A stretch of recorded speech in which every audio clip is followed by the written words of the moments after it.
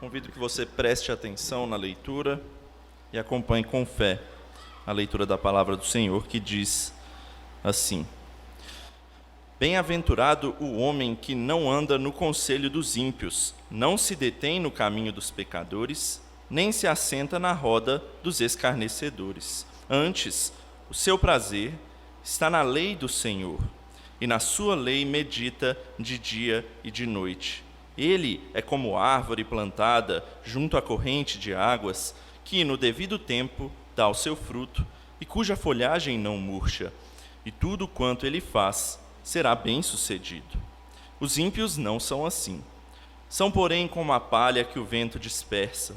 Por isso, os perversos não prevalecerão no juízo, nem os pecadores na congregação dos justos, pois o Senhor conhece o caminho dos justos, mas o caminho dos ímpios perecerá. Vamos orar mais uma vez? Pai amado, nós louvamos ao Teu nome por estarmos na Tua casa nesta noite. E, ó Deus, nós abrimos a Tua palavra, a lemos e pedimos ao Senhor, ó Pai, que o Senhor nos instrua nessa noite. Que a palavra, Deus, seja uma mensagem que vem do Senhor e não de mim.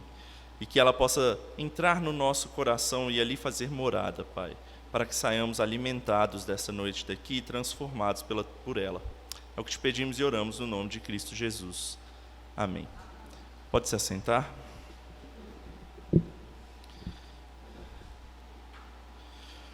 No dia 11 de março deste ano, ou seja, poucos dias atrás, a Organização Mundial da Saúde declarou um surto do novo coronavírus, ou Covid-19, como uma pandemia.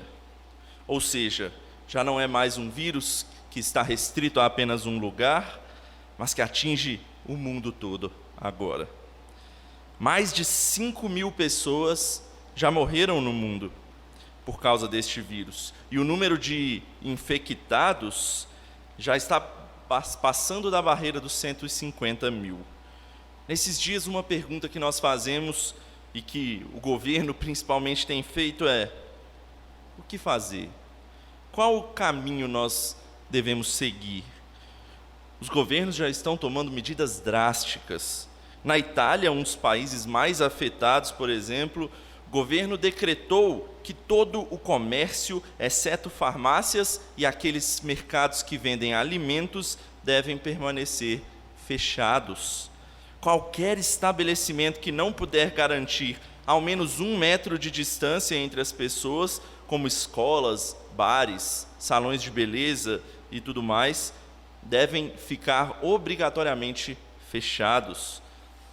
O governo americano, por exemplo, também declarou estado de emergência nacional, proibindo voos de diversas outras regiões que não sejam internas.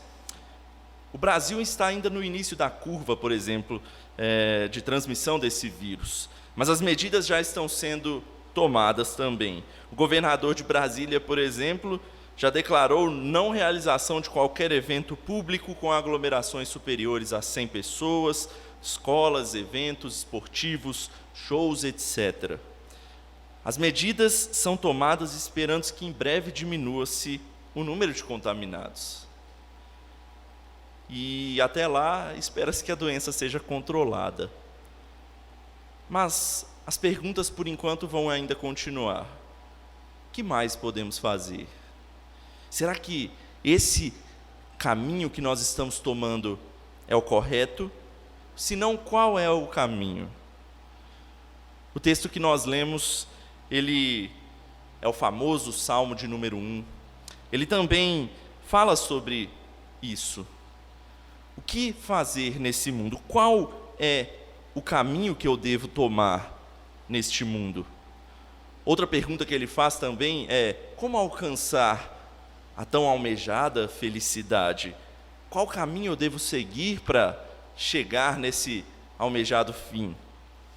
E como veremos, não há muitas opções como o mundo prega por aí. São apenas 2 caminhos. Nessa noite é sobre isso que nós iremos ouvir da palavra do Senhor. Existem 2 caminhos. o que leva a Deus e o que não leva a Deus. Por qual é que nós vamos seguir?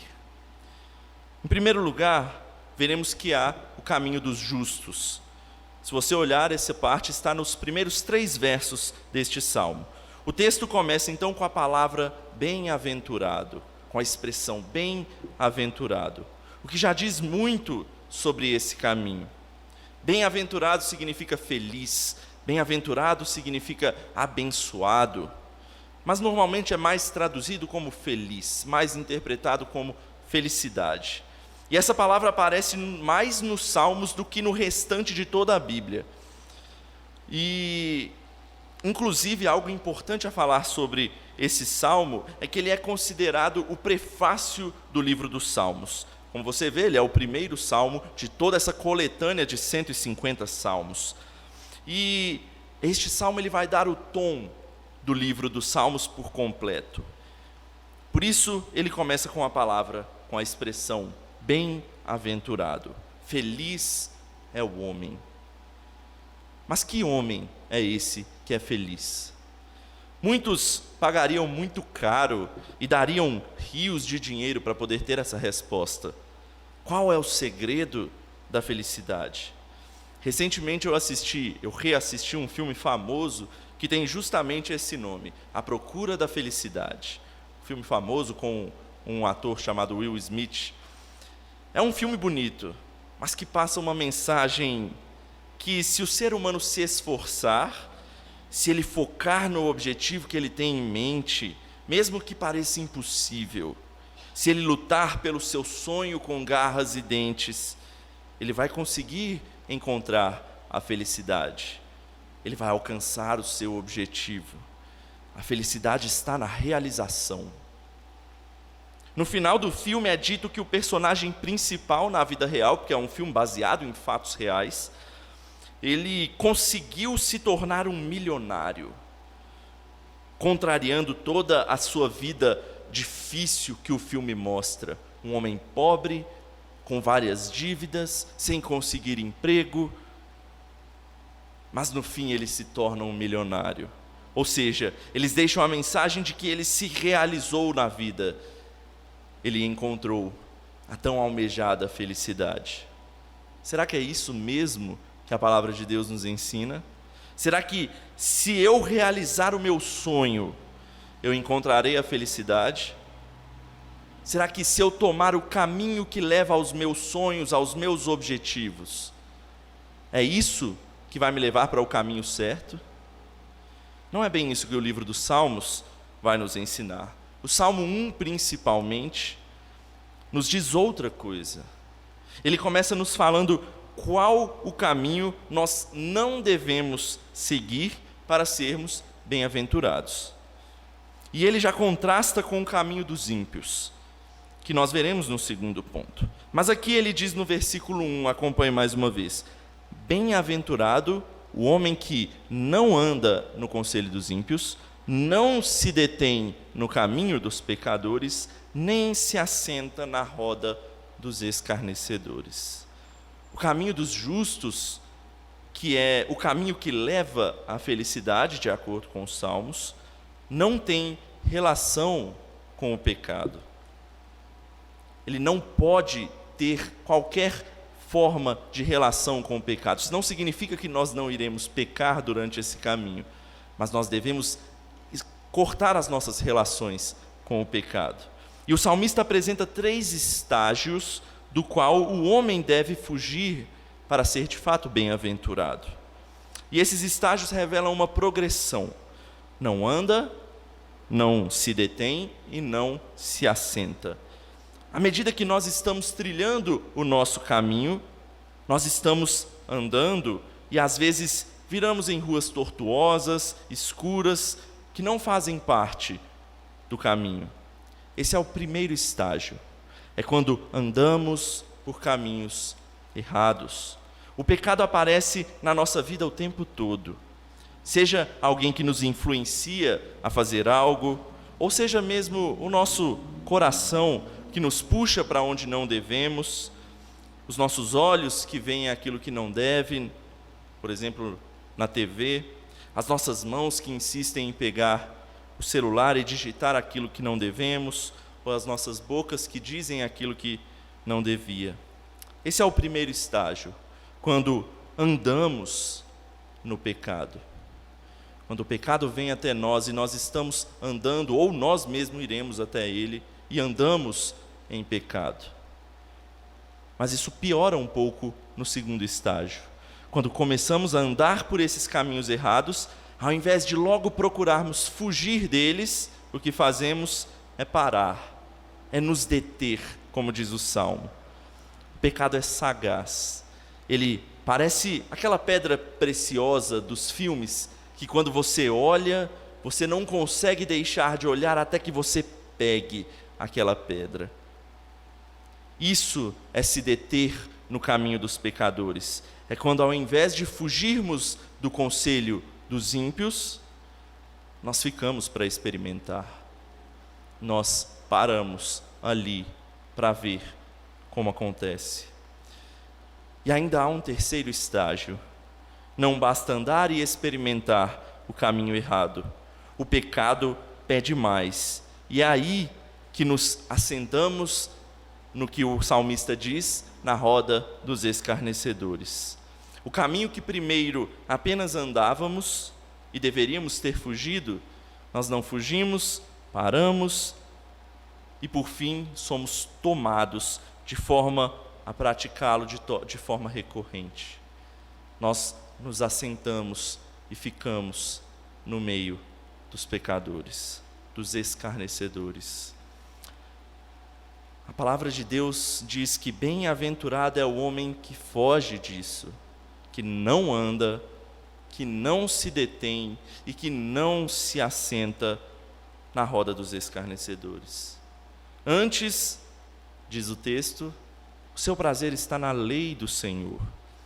O salmista agora fala que o que realmente é o caminho que leva à felicidade. É o caminho da lei do Senhor. Mas que lei é essa? Os Salmos são um livro do Antigo Testamento. Ou seja, a Bíblia toda não estava escrita na época em que este Salmo foi escrito. Será que o salmista estava falando somente da Torá dos judeus, os 5 primeiros livros da Bíblia, que eram realmente chamados de lei de Deus, os livros da lei, o Pentateuco? Não, o salmista ele está falando de uma forma abrangente. Obviamente ele está focalizando na lei que já estava escrita na sua época, isso é verdade. Ou seja, na palavra de Deus que já existia na sua época. Mas o que é a Bíblia, senão a exposição de toda essa lei? As Escrituras são, por completo, a lei de Deus, Antigo e Novo Testamentos. E é sobre essa lei que nós devemos meditar. E esse meditar é de extrema importância, pois não é simplesmente conhecer, não é simplesmente ler e deixar de lado depois, mas é estudar para extrair algo daquilo a que você está lendo. É pensar sobre aquilo e refletir sobre o seu propósito, sobre a beleza e a finalidade daquilo. Devemos meditar, não só um pouco, o salmista diz, dia e noite, na lei, ou seja, na palavra do Senhor. É isso que nós temos feito, é isso que você tem feito. Em que você tem baseado os seus passos? Em que você tem baseado os seus passos no caminho que você tem seguido? O que tem te influenciado no caminho que você tem caminhado, que você tem seguido? O seu esforço? A vontade de alcançar os seus sonhos? Às vezes o dinheiro para muitas pessoas? Meus irmãos, a palavra do Senhor não fala absolutamente nenhuma dessas coisas. Mas ela nos diz que devemos ter o nosso prazer em meditar dia e noite a palavra do Senhor. Um salmo um pouco mais à frente Lá no número 119, ele tem um famoso versículo: lâmpada para os meus pés é a tua palavra, e luz para os meus caminhos. A Bíblia é o guia do justo para o caminho que leva à felicidade. Até agora o salmista nos falou o que não fazer durante essa caminhada, no primeiro versículo, e qual também deve ser o nosso guia nesse segundo versículo. Mas a grande pergunta é: aonde leva esse caminho?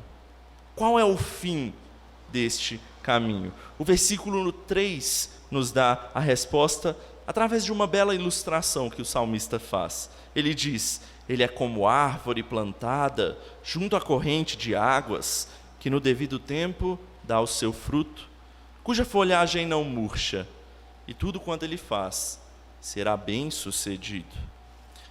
O salmista compara aquele que segue esse caminho, o justo, como uma árvore. E a partir dessa imagem ele nos mostra 3 associações. A primeira associação é a vida, ou seja, o caminho da bem-aventurança do justo não é uma alegria infantil ou passageira, mas é uma alegria cheia de vitalidade, ela tem vida.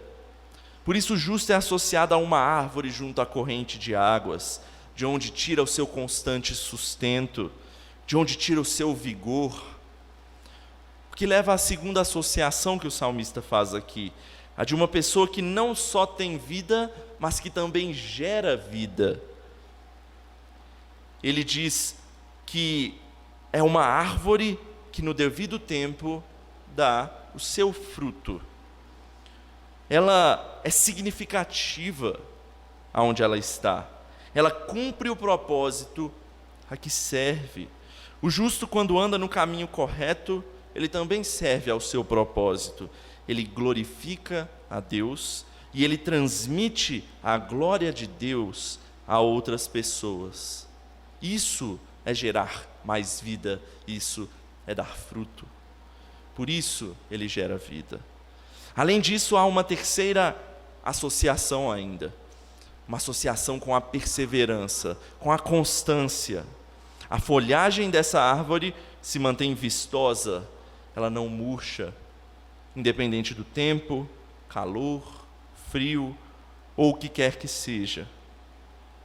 As suas folhas se mantêm verdes e brilhantes, elas não murcham. Os justos devem ser assim, constantes em seu caminho, sem se desviar à direita, sem se desviar à esquerda, como diz Paulo, por qualquer vento de doutrina, ou por qualquer influência pecaminosa do caminho dos ímpios, como nós vimos no primeiro versículo. É por isso que o salmista termina essa primeira parte do texto dizendo que tudo quanto ele faz será bem sucedido. E a ideia aqui não é que tudo que vier à minha mente vai prosperar. Ah não, se eu seguir o caminho dos justos, não importa o que eu faça, vai dar certo. Muitas pessoas pensam assim. Mas não é isso, não é essa a ideia do texto. A ideia aqui é simplesmente tudo o que eu fizer no caminho dos justos será bem sucedido, ou seja, vai ocorrer conforme a vontade de Deus, que é boa, perfeita e agradável. Esse é o caminho dos justos, um caminho que leva à felicidade, que é baseado e fortalecido na palavra de Deus, que se sustenta no próprio Deus, gerando ainda mais vida para aqueles que estão próximos. Ainda há coisas importantes a falar sobre esse caminho, e eu vou voltar a isso no fim. Mas como o salmista, ele compara este caminho ao segundo caminho que ele diz, eu vou continuar o nosso sermão falando da próxima parte, e depois eu volto no caminho dos justos. Por isso, o segundo ponto, como era de se esperar, diz que há também um segundo caminho, que é o caminho dos ímpios. E algo interessante aqui é que o salmista fala sobre o caminho dos ímpios também através de uma ilustração também. Tanto quanto ele falou no caminho dos justos de uma árvore, os ímpios ele também compara com a palha, como você pode ver no versículo 4. E através disso, ele faz uma comparação com a ilustração que ele usou anteriormente. Então, para entendermos bem esse caminho dos ímpios, é melhor olharmos para o que foi dito antes e comparar. Então, das 3 associações que nós vimos sobre a ilustração da árvore, que tem vitalidade, que gera vida e que persevera, a palha é justamente o oposto. Primeiro, a palha é uma planta morta. Ela não tem vida. E a Bíblia é muito clara em dizer que só há vida em Cristo, pois todos estão mortos por causa do seu pecado. Não há vida até que no caminho dos ímpios haja geração de vida por meio de Cristo, pois é um caminho de pecado. Sobre a segunda associação, a palha, ela não gera mais vida como a árvore que dá os seus frutos, mas é vista como sujeira, como algo que o vento dispersa. Ou seja, a palha não tem significado no reino de Deus, ela não tem significância. Não estou dizendo que no caminho dos ímpios não podem sair coisas boas. Podem sim. Por exemplo, esses óculos que eu estou usando, ou então o amortecedor do seu tênis, o seu carro, e coisas quaisquer podem ter sido criadas por ímpios e estejam nos abençoando neste mundo. São coisas extremamente úteis e boas para nós hoje. São coisas que vêm da graça comum de Deus, que também abençoa os ímpios, dando a eles inteligência e tudo mais. E de fato eles abençoam o mundo com essas coisas. Mas nada disso tem valor espiritual. O que eu quero dizer é que nada disso pode ajudá-los a sair do caminho de pecado e ir para o verdadeiro caminho, que é o caminho dos justos. Nada disso tem valor eterno. São coisas passageiras que não poderão ser levadas após a morte física. E isso tem muito a ver com a terceira associação que é feita. A palha é seca. Não dá nem para dizer que ela é murcha. Ela é seca. Já passou até do estado de ser murcha. Pois não há como a palha perseverar, pois ela já é seca e vida não está nela. O caminho dos ímpios jamais levará ao lugar correto, à finalidade correta, a não ser que vida seja infundida nele. E então a aparência de secura, a aparência de morte se vá. E é por isso, por essa falta de perseverança, de constância, de vida, que os perversos não prevalecerão no juízo, nem os pecadores na congregação dos justos, como diz o versículo 5. Perceba mais uma vez que o salmista retoma aquilo que ele havia dito sobre o caminho dos justos. Os justos têm o seu prazer na lei do Senhor, na palavra de Deus. Os ímpios, ao serem julgados por essa mesma lei, não prevalecerão. Eles serão condenados, diz a palavra. Eles não terão parte na congregação, ou seja, no meio dos justos. E é por isso que o salmista finaliza o salmo com um versículo bem direto, bem objetivo. Qual é o fim do caminho dos justos? É aquele que o Senhor conhece, é a finalidade, é a felicidade junto do seu Deus.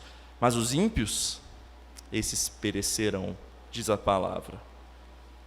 É assim a vida. Ela não possui diversos caminhos, como o mundo diz, cada um com suas verdades, seguindo seus próprios caminhos, alcançando aquilo que querem. Não. A vida eterna só tem 2 possibilidades: um caminho de vida e um caminho de morte eterna. Qual você tem seguido? A Bíblia diz algo terrível e assustador. Ela diz que todos pecaram e carecem da glória de Deus. Ela diz também que não há nenhum justo, nenhum sequer neste mundo. E que o salário do pecado é a morte. Em tempo de uma pandemia do coronavírus, o mundo fica aterrorizado.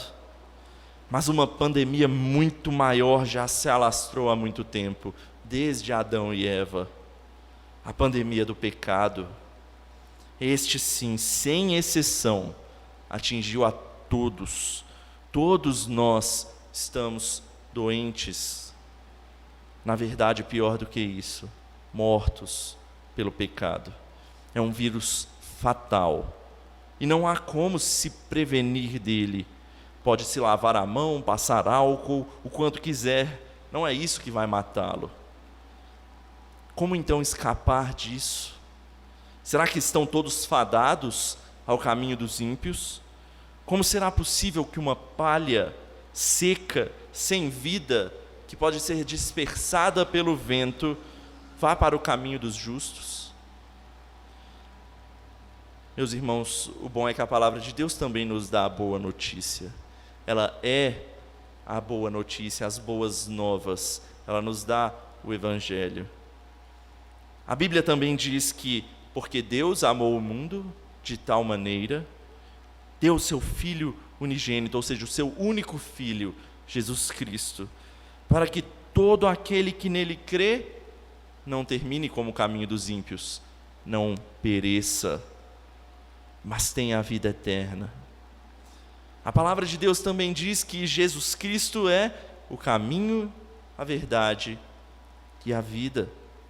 Ele também é o Verbo eterno, como diz a Epístola de João. Ele é a própria palavra que está acima da lei. E é nele que nós devemos meditar dia e noite. Ele é o juiz também, que julga através dessa lei e salva e condena todo aquele que estiver ou não com ele. Ele também é a videira verdadeira, no qual fomos enxertados, pois é ele quem nos sustenta e nos dá vida. Ele é a árvore. Nós simplesmente nos ajuntamos a essa árvore, como o Salmo diz. É ele quem define os caminhos, os dois únicos caminhos. Se você está com ele, ou seja, se você crê que ele é o seu Salvador e dedica sua vida a ele, esse é o caminho dos justos, o caminho de vida, o caminho que leva à felicidade eterna. Pode ser que nesse mundo nós não tenhamos plena felicidade, e é bem provável que não. Vamos ter momentos de tristeza também. Mas no fim, aí sim, felicidade eterna no caminho dos justos. Mas se você não está com ele, irá enfrentar o juiz do mundo e será condenado, como termina o Salmo, perecerá. Para concluir, não há outra opção. Ou você está em Cristo, ou você não está em Cristo. É isso que o livro dos Salmos vai nos ensinar ao longo de todos os outros 149 salmos restantes.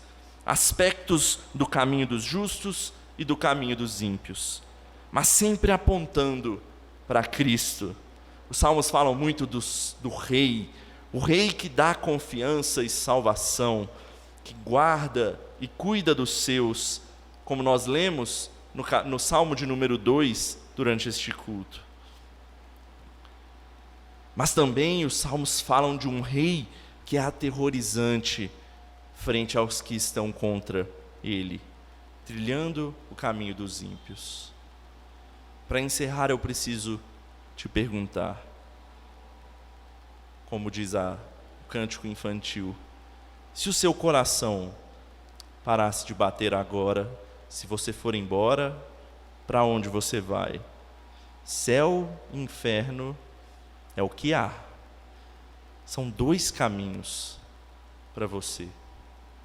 Hoje Cristo te estende a mão para te dar a salvação. E só Ele pode te dar vida nesse mundo cruel. E para isso, basta crer e depositar sua vida aos cuidados dele. Vamos orar? Senhor amado, nós agradecemos ao Senhor, ó Pai, porque nós não tínhamos como, ó Pai, seguir o caminho dos justos, se não fosse por Cristo Jesus. Se não fosse por Cristo Jesus nos dar vida. Nós éramos palha seca e morta, mas o Senhor nos transformou, ó Deus, numa árvore frondosa, junto ao Senhor, ó Pai. E agora nós temos vida em Ti.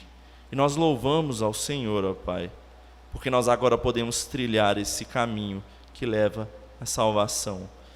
Ajuda-nos, ó Deus, a permanecer no Senhor, constantes, como folhas que não murcham, ó Pai, para seguirmos contigo até o fim.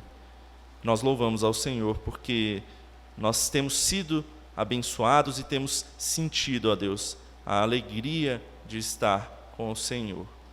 Obrigado por isso, Pai, e nós pedimos que o Senhor cuide de nós até o fim dessa noite, nos levando de volta para casa, e principalmente, ó Deus, nesses dias maus e difíceis, com esse problema do coronavírus, ó Pai. Guarda-nos, é o que te pedimos, no nome de Cristo Jesus. Amém.